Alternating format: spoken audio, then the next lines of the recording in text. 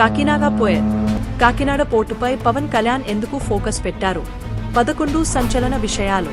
కాకినాడ పోయర్ ప్రస్తుతం ఏపీలో Kakinada port issue hot టాపిక్గా మారింది. పవన్ కాకినాడ పర్యటన తర్వాత పోర్టు వ్యవహారంపై సంచలన విషయాలు వెలుగులోకి వచ్చాయి. కాకినాడ పోర్టు నుంచి వేల కోట్ల రూపాయల దందా జరిగిందనే ఆరోపణలు ఉన్నాయి. పవన్ పోర్టుపై ఎందుకు ఫోకస్ పెట్టాలో మంత్రి నాదెండ్ల వివరించారు. ఉప ముఖ్యమంత్రి పవన్ కళ్యాణ్ కాకినాడ పర్యటనతో స్మగ్లింగ్ గుట్టు బయటపడిందని ఏపీ పౌర సరఫరాల శాఖ మంత్రి నాదెండ్ల మనోహర్ వ్యాఖ్యానించారు. దేశ భద్రతకు ముప్పు కలిగేలా స్మగ్లింగ్ కొనసాగుతోందన్నారు. గత 5 ఏళ్లుగా అక్రమంగా బియ్యం రవాణా చేశారన్న మనోహర్, కూటమి ప్రభుత్వం వచ్చాక అక్రమ నిల్వలపై దాడులు చేశామని వివరించారు. కాకినాడ పోర్టులోకి ఎవరూ రాకుండా కుట్ర చేశారని, గత 5 ఏళ్లలో అక్కడ ఏం జరిగిందో ఎవరికీ తెలియదని వ్యాఖ్యానించారు. గత ప్రభుత్వం బియ్యం డోర్ డెలివరీ అంటూ కొత్త పథకం మొదలుపెట్టింది. బియ్యం అక్రమ రవాణాకు తెరలేపారు. కాకినాడ పోర్టు నుంచి 1,30,00,000 మెట్రిక్ టన్నుల బియ్యాన్ని అక్రమంగా ఎగుమతి చేశారు. ఈ బియ్యం విలువ ₹45,000 కోట్లు ఉంటుంది. మాజీ సీఎం జగన్కు తెలియకుండా ఇది జరగదు అని నాదెండ్ల మనోహర్ ఆరోపించారు. మంత్రి చెప్పిన ముఖ్యమైన 11 అంశాలు. 1. ఎందుకు కాకినాడ పోర్ట్ పైన దృష్టి సారించాం అనేది అందరూ తెలుసుకోవాలి. గత 5 సంవత్సరాల్లో ఎవరిని పోర్టు లోపలికి అనుమతించలేదు. లోపల ఎటువంటి కార్యక్రమాలు జరుగుతున్నాయి, ఎటువంటి బోట్లు వస్తున్నాయి, అధికారులు ఎవరున్నారు, ఏ విధమైన కార్యక్రమాలు జరుగుతున్నాయి అని తెలుసుకోవడానికి మీడియా వారిని కూడా అనుమతించలేదు. 2. ప్రభుత్వ ఆస్తి, మన రాష్ట్ర వనరుల్లో భాగం అయిన కాకినాడ పోర్టుకు ఎవరినీ రానియకుండా గత 5 ఏళ్లు పెద్ద కుట్ర చేశారు.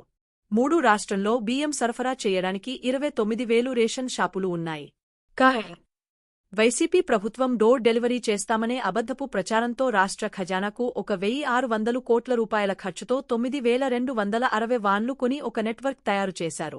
4 రేషన్ దుకాణాల ద్వారా ప్రతి నెల 1వ తారీఖు నుండి 15వ తారీఖు వరకు ఉదయం నుంచి సాయంత్రం వరకు వినియోగదారులు ఎప్పుడు వచ్చినా సరుకు అందించే ఒక మంచి ప్రక్రియ ఉంది. దాన్ని పక్కదారి పట్టించి స్వలాభం కోసం ఈ నెట్వర్క్ ఏర్పాటు చేసుకుని బియ్యం సేకరించడం మొదలు పెట్టారు. 5. ప్రభుత్వానికి ప్రతి కిలోకి ₹43.40 ఖర్చయ్యే ఈ బియ్యాన్ని వీళ్లు క్షేత్రస్థాయిలో ₹10కే తీసుకున్నారు. చాలా చోట్ల సరైన సమయానికి రాలేదు కాబట్టి వ్యాను వెళ్లిపోయిందని, అందుకే సరుకు ఇవ్వము అని చెప్పేవారు.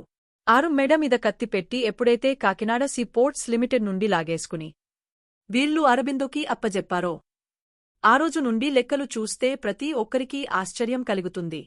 7. ఒక గ్రీన్ ఛానల్ ఏర్పాటు చేసుకుని చిత్తూరు, శ్రీకాకుళం నుంచి నేషనల్ హైవే మీద నేరుగా కాకినాడకు బియ్యం తరలించే పకడ్బందీ కుట్ర చేశారు. ఆంధ్రప్రదేశ్లో ఏ పోర్టులో లేని విధంగా కాకినాడ పోర్టులో బియ్యం ఎగుమతి జరిగింది.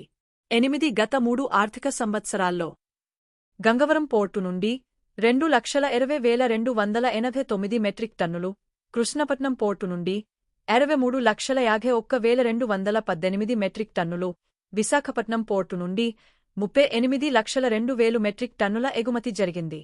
9. కాకినాడ లెక్కలు చెప్తే ఆశ్చర్యం వేస్తుంది. కాకినాడ పోర్టులో వీళ్లు దుర్మార్గంగా ఈ 3 సంవత్సరాల నుండి ఎగుమతి చేసింది 1,31,18,346 మెట్రిక్ టన్నులు. ఒక్క కాకినాడలో జరిగిన దీని విలువ 48,537 కోట్ల రూపాయలు. 10. ప్రజలకు సంబంధించిన ఆస్తిని పూర్తి స్థాయిలో కుట్ర చేసి దోచుకు తింటుంటే ఉప ముఖ్యమంత్రి పవన్ కళ్యాణ్ కాకినాడకు రావాల్సి వచ్చింది. 11. ఇదేమీ ఒక వ్యక్తిపై కక్ష కట్టినట్టు కాదు. గత పాలనలో ముఖ్యమంత్రి జగన్కు తెలియకుండా జరగదు కదా ఈ దోపిడీ. అరబిందో రియాల్టీకి కాకినాడ సీపోర్ట్స్ ఎందుకు 41% వాటా ట్రాన్స్ఫర్ చేసింది? ఏ సందర్భంలో చేసింది? భారతదేశంలో కార్పొరేట్ చరిత్రలో ఏనాడు జరగని విధంగా కేవీ రావు, వారి కుటుంబాన్ని బెదిరించి ఏ విధంగా వీళ్లు 41% వాటా రాయించుకున్నారో ఖచ్చితంగా బయటకు రావాలి.